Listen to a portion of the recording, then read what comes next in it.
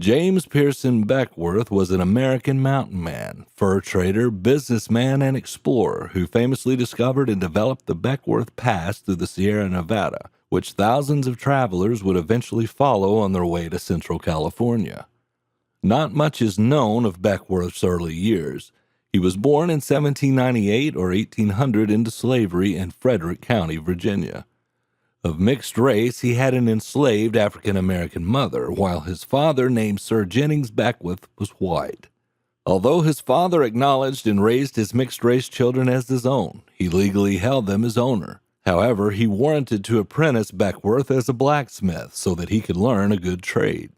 Around 1820, when Beckwourth would have been about 19, he was fired by the artisan he was working for after getting into an argument with him. In 1824, his father freed Beckwourth by manumission by deed of emancipation in court. Now in the prime of his life, he was finally a free man. Shortly after he was emancipated, Beckwourth joined Rocky Mountain Fur Company, where he worked as a wrangler during Ashley's expedition to explore the Rocky Mountains. Beckwourth had to endure extreme living conditions and harsh environments during this time with the company, which he admirably endured. Before long, he became known as a prominent trapper and mountain man. Beckwourth was a skilled knife and tomahawk fighter as well as an excellent marksman. His toughness and skill as a fighter earned him the nickname Bloody Arm. It was also around this time that the lore surrounding Beckwourth began to grow.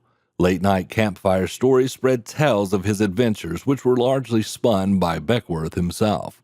One myth that gained traction was that Beckwourth was actually the child of a Crow chief who was stolen as a baby by raiding Cheyenne and sold to whites. While this story was a false narrative, many people came to believe that it was true, as Beckwourth had begun to wear Native American dress and many believed him to be a Native American.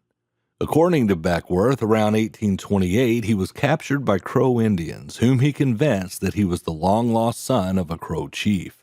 The Crow believed him, and he was adopted into the Crow Nation and eventually married the daughter of a Crow chief. For the next 8 to 9 years, Beckwourth lived with a Crow band, learning their language, customs, way of living, and joining their battles.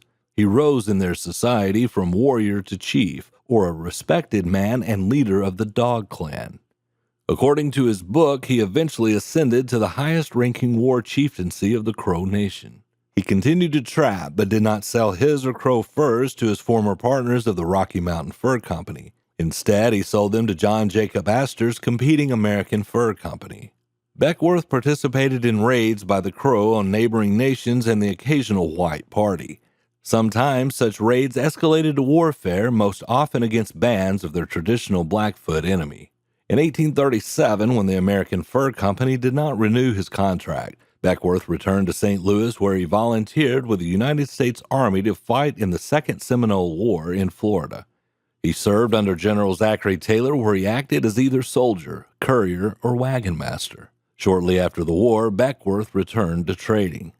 From 1838 to 1840, Beckwourth served as an Indian trader to the Cheyenne on the Arkansas River, working out of Fort Vasquez, Colorado, near Platteville.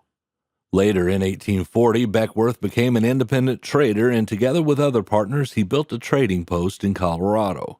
This trading post became the center of development of the community of Pueblo, Colorado.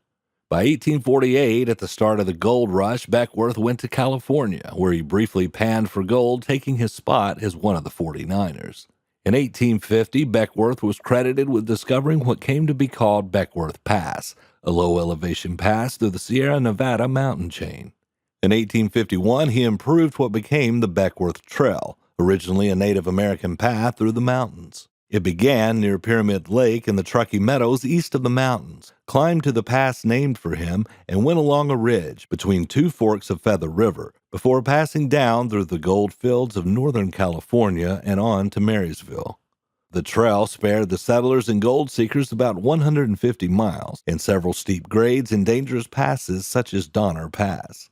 In 1859, Beckwourth returned to Missouri briefly, but settled later that year in Denver, Colorado territory, where he worked as a storekeeper, a local guide, and an Indian agent. In 1864, Beckwourth was hired as a scout by Colonel John M. Chivington, commander of the 3rd Colorado Cavalry Regiment, to serve in a campaign against the Cheyenne and Apache.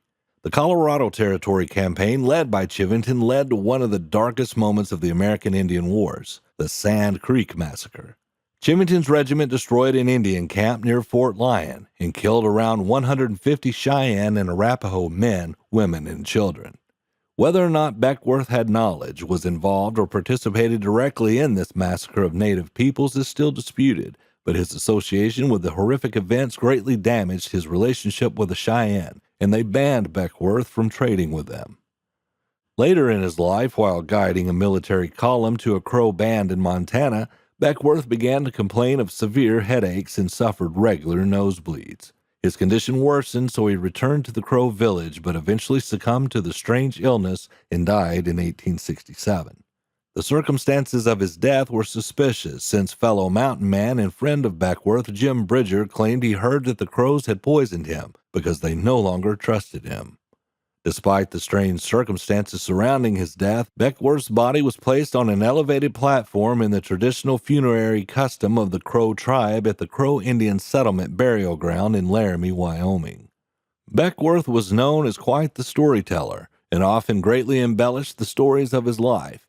Yet despite the many inconsistencies of his self-proclaimed legend, there is little doubt that he personally witnessed and participated in many iconic moments of the young country's history. James Bloody Arm Beckwourth was born a slave, but he wouldn't let that stop him from becoming one of the greatest mountain men of his time. He braved the unexplored Rocky Mountains, lived among the Crow Indians, and traveled in unexplored country, uncovering new paths that thousands would go on to follow, making him a legend of the West. Thank you for watching. Please comment your thoughts below, like and share this video, and subscribe for more inspiring stories of the West.